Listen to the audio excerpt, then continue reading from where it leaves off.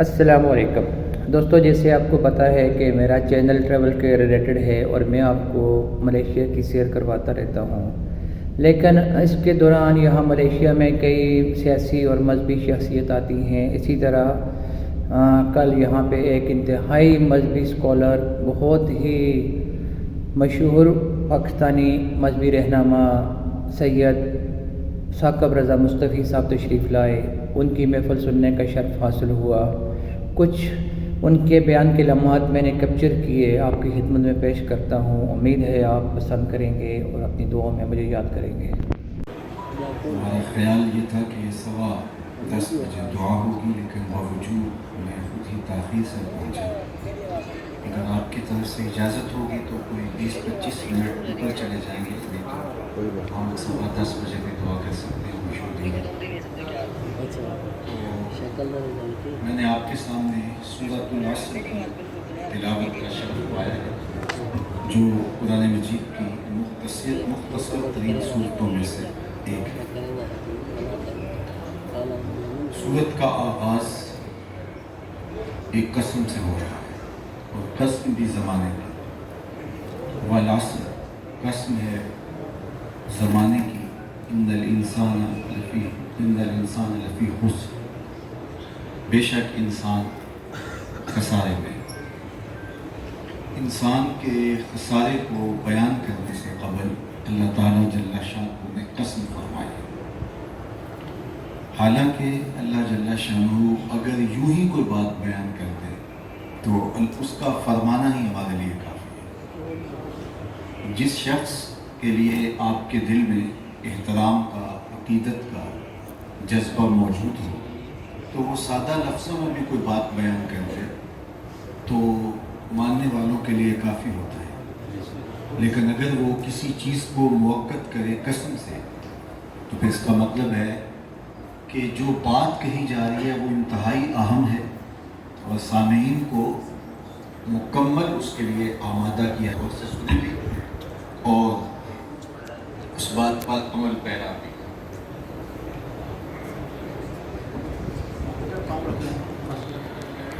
اس پر عمل پیرا بھی ہو۔ تو اللہ تعالیٰ جل شانہ نے سورۃ العصر کے ابتدائی جو مضمون بیان فرمایا، اس سے قبل پہلے قسم کی، والعصر۔ عصر سے مراد کیا ہے؟ امام فخر الدین رازی جیسے شخص نے اس پر 4 معنی بیان فرمائے ہیں۔ ایک معنی تو عصر سے مراد مطلق زمانہ ہے۔ قسم ہے زمانے کی، بے شک انسان خسارے میں، چونکہ اس زمانے نے بڑوں کو فنا ہوتے دیکھا ہے۔ جن کے نقارے بچتے تھے پھر ان کی خاک ہوتے دیکھی۔ کتنے لوگ تھے جو سمجھتے تھے کہ کائنات کا چرخ ہمارے بغیر گھوم نہیں سکتا، لیکن پھر ان کا نشان بھی باقی نہ بچا۔ آل ساسان نے 3150 سال ایران پہ حکومت کی۔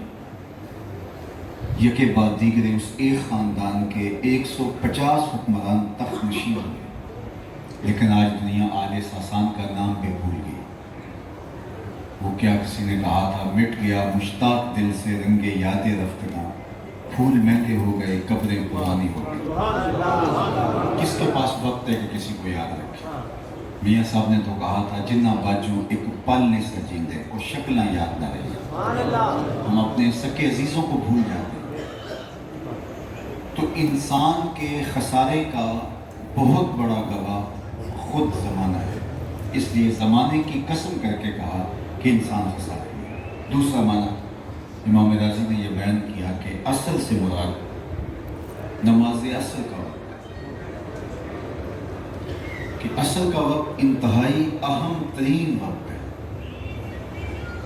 کام کاج اس وقت میں سمٹ رہا ہوتا ہے، اور اس وقت سورج غروب ہو رہا ہوتا ہے، تو زندگی بھی عصر کے وقت کی طرح سمٹ رہی ہے، اور ہم بہت جلد بچپن سے لڑکپن سے جوانی، اور جوانی سے بڑھاپے کی طرف، اور بڑھاپے سے موت کی طرف منتقل ہو رہے ہیں۔ تو عصر کے وقت کی قسم کر کے انسان کو متنبہ کیا کہ تیری زندگی بھی ڈوبتے سورج کی طرح ہے، ڈیگرتے دن کیا محمد اڑک نو ڈوب جانا، بہت جلد ہم موت کی وادی میں اترنے والے ہیں۔ تیسرا معنی امام راضی نے بیان کیا، اثر سے مراد نماز اثر ہے، کیونکہ نماز اثر انتہائی نازک وقت میں ہوتی ہے، ادھر گاہ کا کھڑا ہوا، ادھر نماز کا وقت، سامان سمیٹنا ہے، گھر پلٹنا ہے اور نماز کا وقت، تو بہت سارے لوگوں کی ہم آہنگی کے اس عالم میں نماز ضائع ہو جاتی ہے۔ اس لیے غافل کو تنبیہ کی، تلاش رزق میں کہیں رازق کو بھول نہ جانا، اور عصر کی نماز۔ انڈونیشیا میں مختلف ممالک کے اندر تیسرا چوتھا معنی امام راضی نے کیا عصر کا، اور یہاں آنے وہ کہتے ہیں عصر سے مراد زمانہ ہے کا کفر ٹوٹا، اور وہ زمان کے کردار کی وجہ سے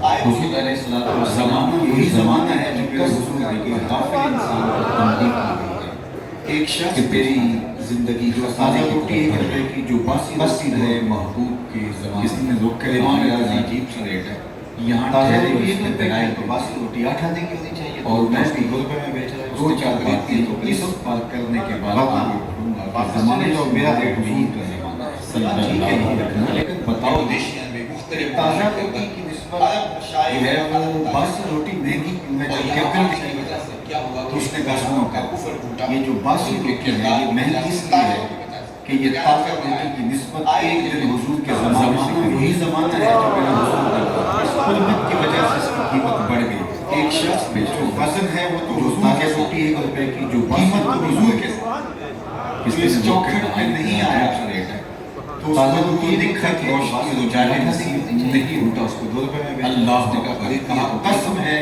محبوب تیرے زمانہ حسن جو میرا ریٹ نہیں ہے، زمانے کو جو بتاؤ ہے وہ حضور کی تازہ روٹی کی نسبت دیکھیے وہ بس روٹی مہنگی کیوں ہے جبکہ لاؤ سے وہ بحاظر بلد، تو اس نے کہا قسم ہے مجھے شہر یہ جو باسی روٹی ہے یہ مہنگی اس لیے ہے کہ یہ تازہ روٹی کی نسبت ایک دن حضور کے زمانے شہر سے مراد شہر حرمت کی وجہ سے قسم ہے محبوب مجھے اس شہر جو وزن ہے وہ تو حضور کے ساتھ ہے، تو یہ مت حضور کے ساتھ جو مکے کی قسم جو اس چوکھٹ پہ نہیں آیا اس شہر کی قسم، تو اس کو دور دکھت راش سے اجالے نصیب نہیں، تو پھر سیدھا کیوں نہیں کہا اللہ اکبر، یہ کیوں قسم ہے اس شہر کی قسم تیرے زمانہ اللہ اکبر، تو دل میں زمانے کو جو حسن جایا ہے وہ حضور کی وجہ سے جا رہی ہے۔ شاید دیکھیے قرآن میں ایک دوسرے مقام ابراہیم ہے، لا اقسم بزمزم صفا و مروہ میں مجھے شہر مزدلفہ ہے، بالاتفاق منا ہے، عرفات ہے، مطاف اور حتیم ہے،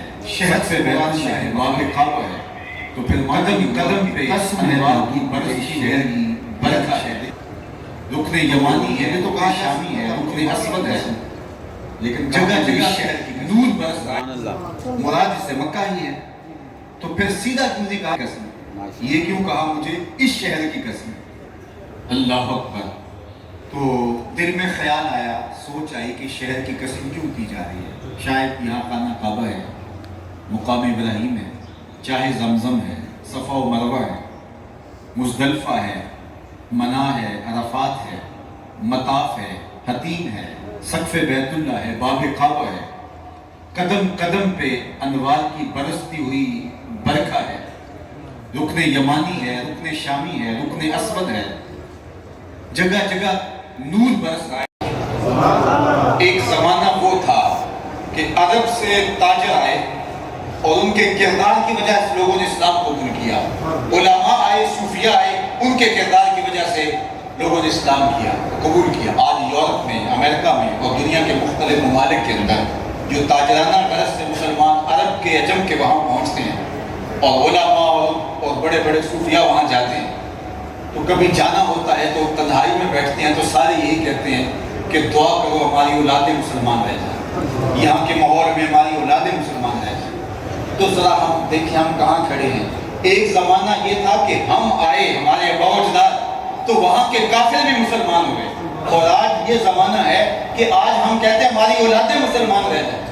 اس کا مطلب کیا ہوا؟ اس کا مطلب سیدھا سیدھا ہے کہ آج ہمارا اسلام ہمارے حلق سے اوپر ہے، جس کی وجہ سے آج ہماری اولادوں میں نہیں اتر رہا، اور ہمیں فکر ہے کہ یہاں ہماری اولادیں وہ نہ لے جائیں۔ ہم آئے تھے تو ان کو اسلام دیا تھا، اور آج وہ ہماری اولادوں کو کفر دے رہی ہیں، تو پھر کیا مطلب ہوا کہ ہمیں اپنے اوپر غور کرنا ہوگا کہ ہم کیسے ہیں۔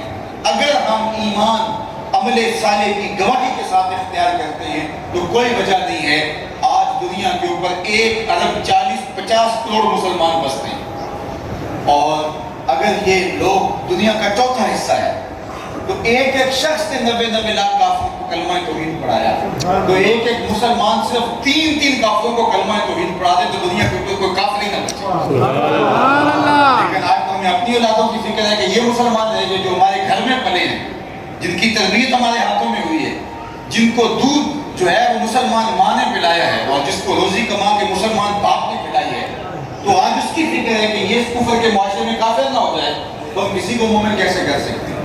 اس لیے سب سے اہم ضرورت ہے ہم پاکستان میں رہیں یا ملیشیا میں رہیں یا دنیا کے کسی اور مغربی ملک میں رہیں یا کسی اجمی ملک میں رہیں، سب سے اہم چیز ہے ہمارا کردار۔ اگر ہمارا کردار اچھا نہیں ہے تو پھر کوئی فرق نہیں پڑتا کہ ہم اپنی زبان سے جو بھی اقرار کر رہے ہیں، تو ہمارے دعوے دلیل مانگتے ہیں۔ تو میں اور آپ اگر دعویٰ کرتے ہیں ایمان کا، دعویٰ کرتے ہیں محبت رسول کا صلی اللہ علیہ وآلہ وسلم، تو پھر ہمارے عمل کی گواہی دینا بنتا ہے اس پر۔ میرے شیخ نے کہا تھا یاری لاکھوں پاک نبی سنگ اے پر پوری یاری، پھر درود قبول ہے تیرا لکھ نہ لو ایک بار۔ سبحان اللہ۔ پھر تو نے 1.25 لاکھ مرتبہ نہیں پڑھا، ایک بار ہی پڑھا ہے تو وہ ایک بار پڑھنا ہی تیرے لیے کافی ہوگا۔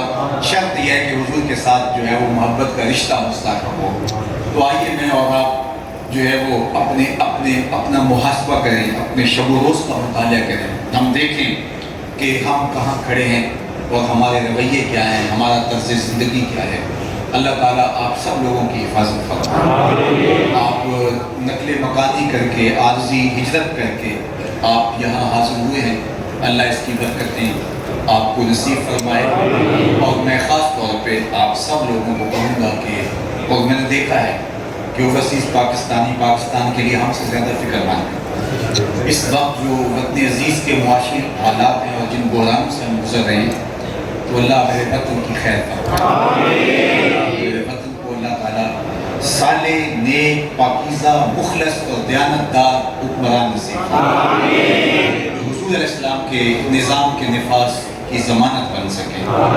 اہلیت اور دیانت اللہ میرے وطن کے باسیوں کا بھی مقصود ہے۔ ہمارے اعمال کی سزا ہوتی ہے، جس طرح کہ ہم ہوں گے۔ کسی نے حجاج بن یوسف سے کہا تھا کہ تو حضرت عمر جیسا انداز حکمرانی کیوں اختیار نہیں کرتا؟ یہ ظالم ترین شخص ہے۔ 70,000 شخص اس نے اپنے ہاتھ سے قتل کیے تھے، 90,000 لوگ اس کے حکم سے کٹے تھے۔ حضرت حسن بصری فرمایا کرتے تھے باقی امتیں اپنے سارے ظالم لا کے ایک پرڑے میں رکھ دیں، ہم ترازو کے دوسرے پرڑے میں حجاج کو رکھ دیں تو وہ پھر بھی پرڑا بھاری ہوگا۔ اتنا بڑا ظالم تھا، لیکن کسی نے اس کو کہہ دیا کہ تو نے حضرت عمر کا زمانہ دیکھا تھا، ان جیسا حکمران کیوں نہیں بن جاتا؟ تو اس نے 2 لفظ ہی کہا، اس نے کہا تواضع اتعمر، تم ابو ذر غفاری بن جو میں ہوا۔ تو آج ہمارے اوپر جو کچھ ہے یہ ہماری بدعملی کی سزا ہے۔ میں تو وہاں بھی دن رات یہی کہتا ہوں کہ ہمیں خود صحیح ہونا ہوگا۔ جب خود صحیح ہونا تو رحمت کی چادریں تان دے گا، اور جب ہم خود صحیح نہیں ہوں گے تو پھر اللہ تعالیٰ سزا کے طور کے اوپر برے لوگ ہمارے اوپر مسلط کرتا ہے۔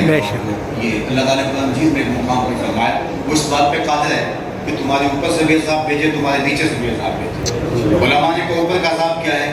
برسیں، بے موسمی بارشیں ہوں اور پتھر برسیں، اور نیچے نزلیں آئیں۔ نیچے کا عذاب کیا ہے؟ کہ زمین فصل دینا چھوڑ دے، بھانج ہو جائے۔ لیکن حضرت عبداللہ ابن عباس رضی اللہ تعالیٰ عنہ فرماتے ہیں کہ اوپر کا عذاب یہ ہے تمہارے حکمران ظالم ہو، اور نیچے کا عذاب یہ ہے تمہارے ماتحت خائن ہو اور تمہاری اولادیں نافرمان۔ یہ اوپر اور نیچے کا عذاب ہے جس میں ہم مسلط ہیں، مسلط کر دیا گیا جو ہمارے اوپر۔ اللہ میرے وطن کی خیر فرمائے۔ خاص عنایت ہے، بہت سارے لوگوں نے دعاؤں کا کہا، میرے دل میں تو تھا کہ میں مزید گفتگو کروں، لیکن اپنے ٹارگیٹ سے ہم تقریباً جو ہے وہ آگے بڑھ گئے۔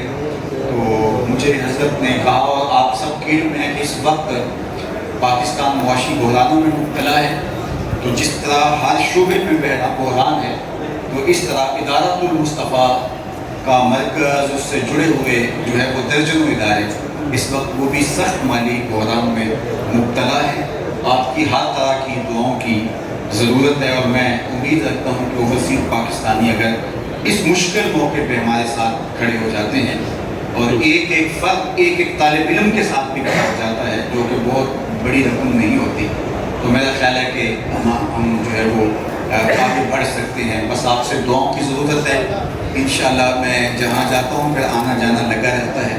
اللہ نے چاہا تو دوبارہ اس مرتبہ تو بس تیزی میں آئے اور چلے جائیں گے پرسوں.